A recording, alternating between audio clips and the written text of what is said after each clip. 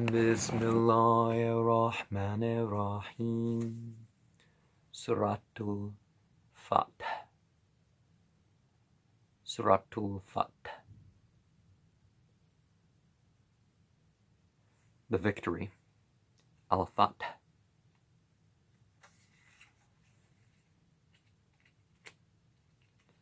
And some like to say this in the morning, every day. Some say parts of it in the morning, every day.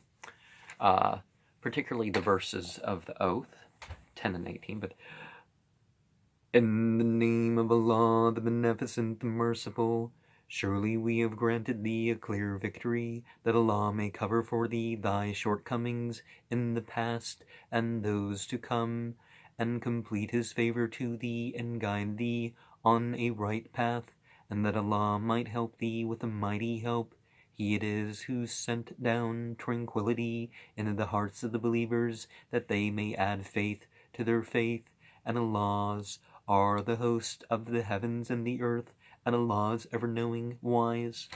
You know, in the Bible we have a similar word, Shekinah, and that Shekinah is the angelic presence, the Holy Ghost, as it would be said, but not as a member of a Trinity or anything like that, but you know, in the Old Testament sense. I don't know if there's anything that we wouldn't want to associate with that, but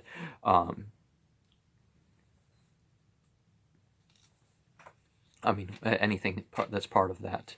Oh, well, it's not, again, like the not making angels female, it's not saying that. That he may cause the believing men and the believing women to enter gardens wherein flow rivers, to abide therein, and remove from them their evil, and that is a grand achievement with Allah. And he may chastise the hypocritical men and the hypocritical women, and the polytheistic men and the polytheistic women, the entertainers of evil thoughts about Allah. On them is the evil turn, and Allah's wroth with them, and has cursed them and prepared hell for them, and evil is the resort. And Allah's are the host of the heavens and the earth, and Allah's ever mighty, wise. Al-Mushrikeen, you know, it's the misassociators. It's not only polytheists, but some people like to say that God is a male or a female or both. And remember, these gender neutrals, you know, you'll have both when we're referring to the male and the female, but we're not referring to God as both. We're not referring to God as either male or female. But, see, the evil is removed from the righteous because they're overwhelming in good, and God is showing his grace. But the others have to continually face the consequence of their evil. Surely we have sent thee as a witness and as a bearer of good as a bearer of good news and as a warner, that you may believe in Allah and his messenger, and may aid him and revere him, and you may declare his glory morning and evening. I'm trying to tone as I go along, and I'm not, you know, I could go perhaps do better, but you know, careful about judgment with my tone. I'm trying to, you know, chant it as I go along, and I'm not always feeling as best. Those who swear allegiance to thee do but swear allegiance to Allah. The hand of Allah is above their hands, so whoever breaks, he breaks it only to his own soul's injury, and whoever fulfills his covenant with Allah, he will grant him a mighty reward. That's an important thing about oaths, whether you're asking for allegiance or giving allegiance. You don't want to separate it from being on God's side. You want it to be completely that. Don't make it a personal thing about you or about them. You make it, is this the right thing to do? Those of the dwellers of the desert who lagged behind will say to thee, Our property and our families kept us busy, so ask forgiveness for us. And they say with their tongues what is not in their hearts. Say then, who can control aught for you from Allah if he intends to do you harm, or if he intends to do you good?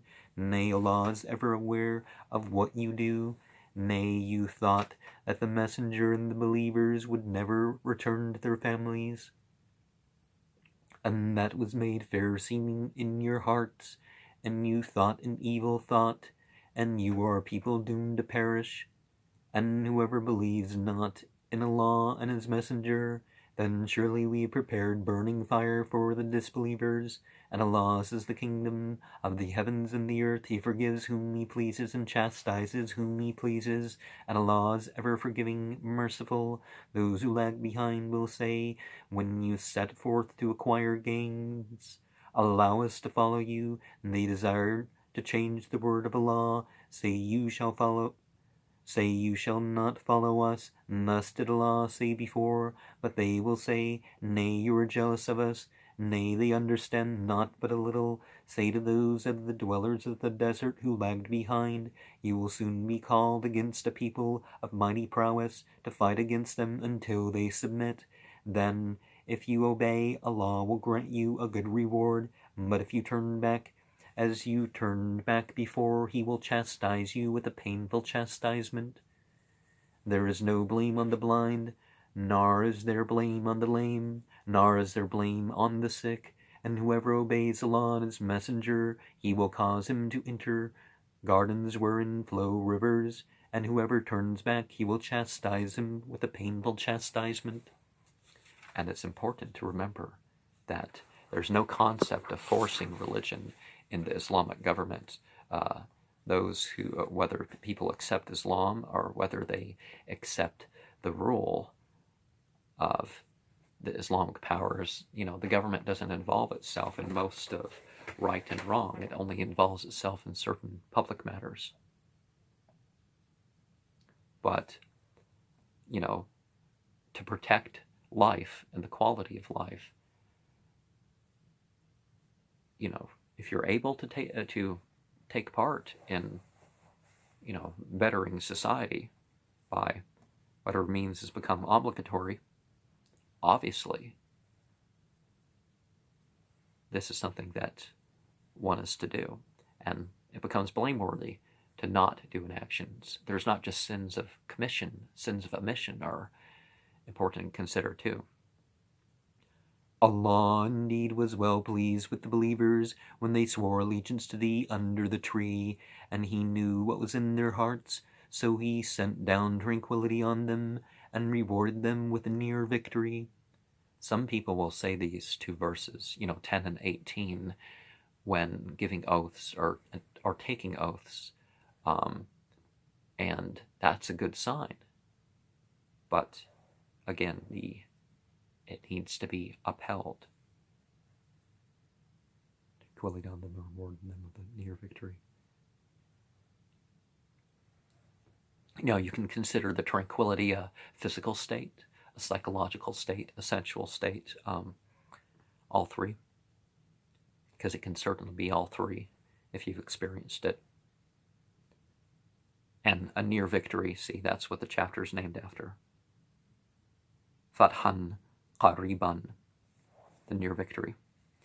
And many gains which they will acquire, and Allah is ever mighty, wise. Allah promised you many gains by which you will acquire. Then he hastened this on for you, and held back the hands of men from you, and that it may be a sign for the believers, and that he may guide you on a right path. And others which you have not yet been able to achieve, Allah has surely encompassed them, and Allah is ever powerful over all things. And if those who disbelieve fight with you, they will certainly turn their backs. Then they will find no protector nor helper in the course of Allah that has run before, and thou wilt not find a change in Allah's course.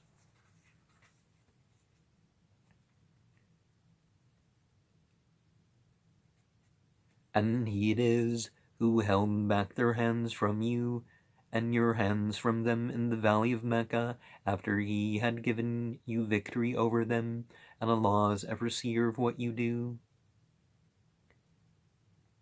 You know, the disbelievers fight. It's not the outer actions only, it's the inner side, and that's the important thing. And people are fighting, you know, for social, you know, people who really believe in the cause are obviously going to be more, you know, firmer in it in various ways. Victory over them. Allah's ever seen what you do.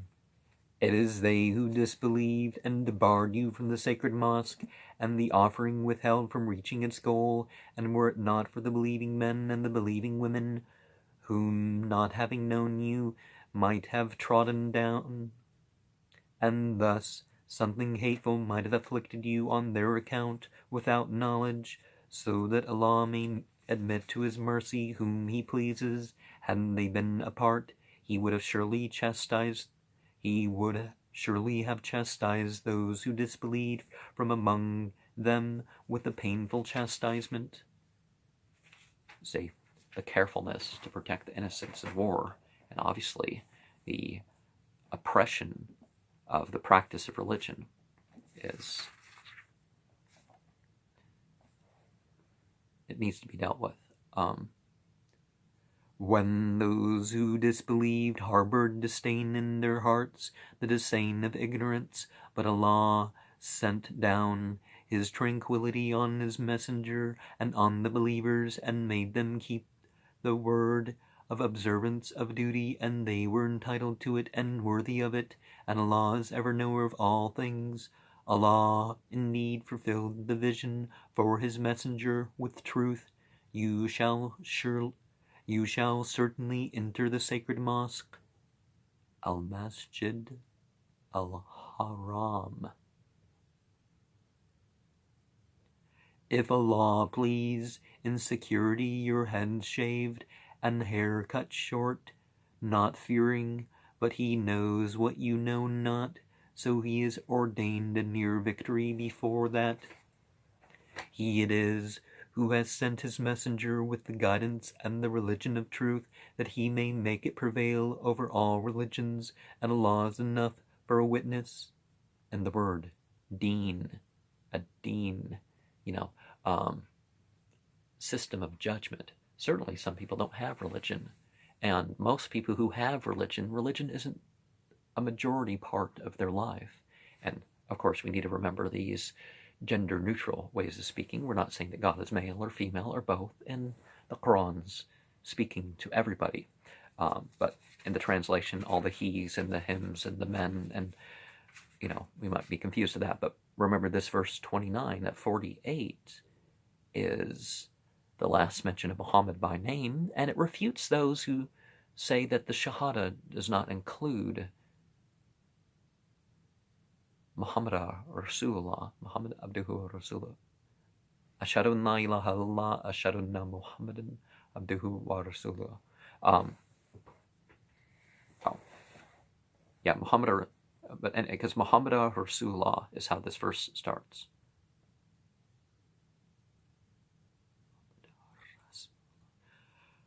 Muhammad is the messenger of Allah, and those with him are firm of heart against the disbelievers, compassionate among themselves. Thou seest them bowing down, prostrating themselves, seeking Allah's grace and pleasure. Their marks are on their faces in consequence of prostration, and that is their description in the Torah and their description in the Gospel, like seed produce that puts forth its sprout, then strengthens it, so it becomes stout and stands firmly on its stem, delighting the sowers, that he may enrage the disbelievers on account of them. Allah has promised such of them as believe and do good, forgiveness and a great reward. So we have all 28 letters of the Arabic alphabet. We have the Hamza. We have all the vowel marks too. A, I, U, An, In, Un. They all occur in this chapter. In this verse. And